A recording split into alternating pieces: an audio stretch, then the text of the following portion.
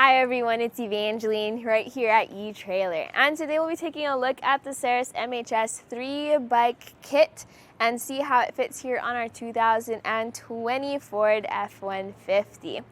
So the MHS is going to be a modular system. That's what MHS stands for, and our specific kit here has the 3 duo trays.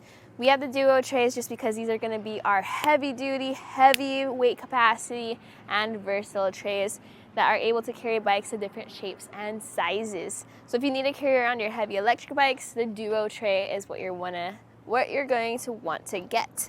Now the first 2 trays are going to have a weight capacity of 80 pounds per bike, but then your further out trays are going to have lesser weight capacity.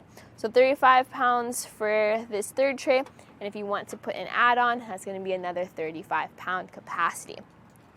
With this truck, this is going to be good because then it matches the hitch weighting, so you are actually able to carry those heavy bikes with a specific vehicle, but the downside is you are going to lose out on some certain features. One feature is going to be to lower your tailgate. With the bike loaded, there actually isn't that much space between the bike and our tailgate, so you are unable to fully lower the tailgate, but that's just something you're going to get with most bike racks anyways, so most truck owners are used to that lack of feature by now. Another thing with this is that it is going to be a very large and bulky system. When it is fully loaded, it is pretty tricky to tilt the weight anyways, so some people don't even use that feature. Now this can carry several different types of bikes. So whether you have that heavy electric bike, or if you have a fat bike with tires of up to 4 inches wide, or if you have a frame that you don't want to scratch up, this secures your bike by the front and the rear wheel, meaning 0 frame contact. When you want to take your bike off, you do have to remove the different contact points though on your wheels. So the first is going to be this strap. We're going to press this lever that disengages the strap so that we can remove it, and this actually can be stored behind itself in a tab. And then from this point on, we're then going to release those mounts. So what I like to do is I like to push in on that mount, press that lever, and then disengage it. So there's going to be 1 and 2.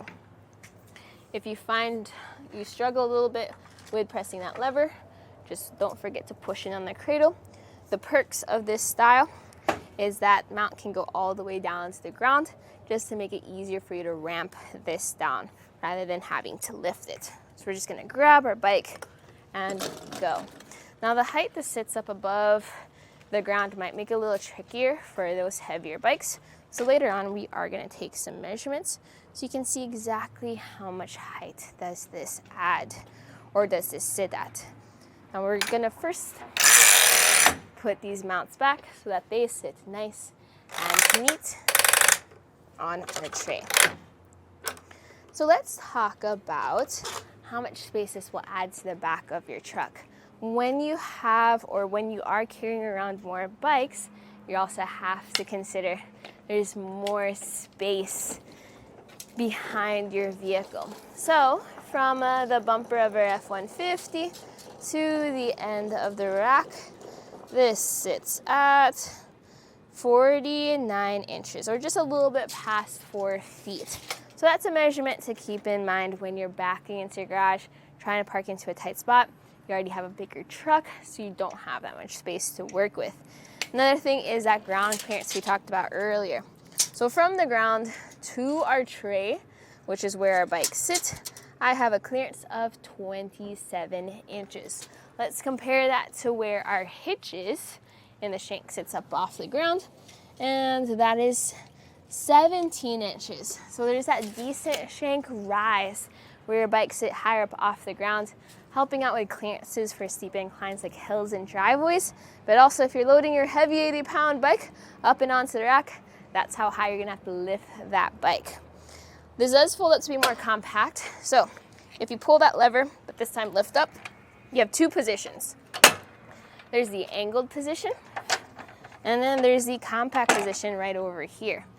The angled position is going to be helpful If you need a little bit more clearance, in our case, doesn't really make much of a difference. You're still able to open up our top window here on our camper shell without having to tilt it away. If you needed to grab things out of your tailgate though, you'd go ahead and lower it all the way down, skipping that middle step. Let's take some measurements in this position. I'm gonna measure from the bumper to the end of the rack. That now sits at 12 inches or 1 foot. Big difference compared to when this was folded down. What a lot of people do is they'll have it stored in the folded up position, and when they need to install the rack onto their car in a small garage, this is how they'll put it on the truck. And now if you do leave this on your vehicle for an extended period of time, you are gonna miss out on some features. You'll still be able to see through your rear window, which is awesome, but you will lose access to your backup camera. That camera sits right over here where that top tray sits, plus your license plate will definitely be covered.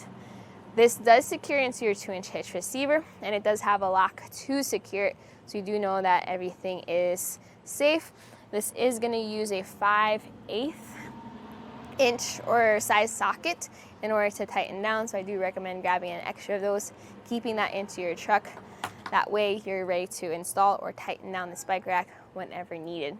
With all that being said, the MHS is definitely going to be a large rack, especially with the duo trays. This is going to add a lot of weight. In fact, the trays plus the carrier or the base is going to be about 61 pounds, which is pretty hefty, especially if you're planning on installing this by yourself. But the concept is, if you do have space for 3 bikes, hopefully you'll have a person that'll be able to help you get this up and onto your truck whenever you're ready to go for a ride. So some alternatives for you is, if you're planning on not carrying around heavy bikes and you want something lighter, go ahead and switch these out for some Uno trays that will work with the MHS base you have here. If you need to expand this and then carry around a 4th bike, I recommend getting an Uno add-on tray to use with this, because then you can have your heavy bikes up front and then your Uno tray carries the lighter ones out towards the back. The MHS is a very interesting system. I do recommend looking into it if you're ready to delve into it. But this right here was a look at how the Saris MHS 3 bike kit fits on the 2020 Ford F-150.